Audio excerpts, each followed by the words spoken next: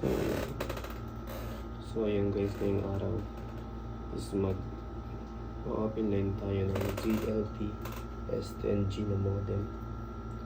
So, ito ang firmware nito is open line na rin ito, kaso wala siyang change IMEI.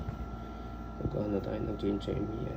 So, para nga pala sa mga nakakaranas na connected without internet sa talk and text na only data. So, ito yung solusyon dyan. Kailangan natin ma-i-update yung firmware niya at mag-change IMEI. So, ganito lang yun. Maglalagin lang tayo. Ayan, tagaw natin. Ayan, login tayo.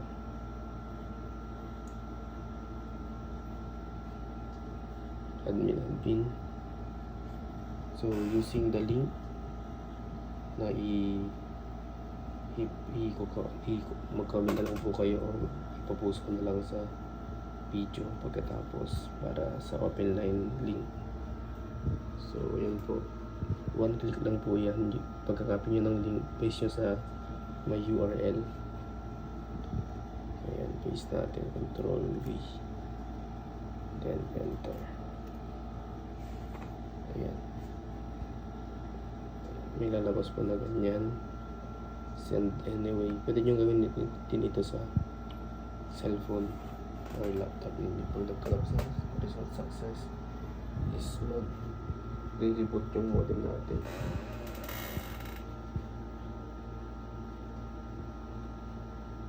Ayan.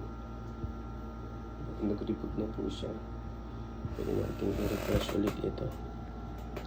192.254.254. Ayan. Nagbago na yung firmware niya. Yun lang po kabilis. Then mag-login lang po tayo ulit. Admin. Ayan.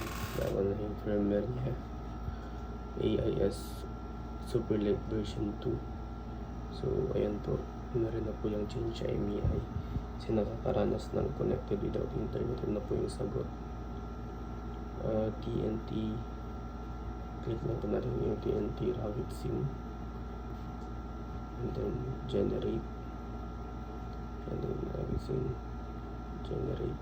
And then change IMEI. Ayan po. Kung lang po kabilis. And then mag-reboot yung modem natin.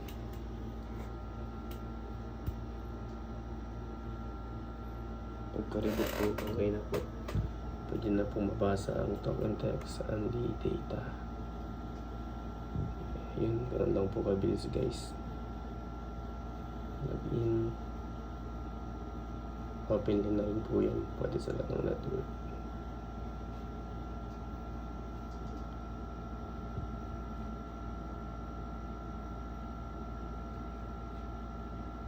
Okay. Ayos, PM lang. Mura lang po.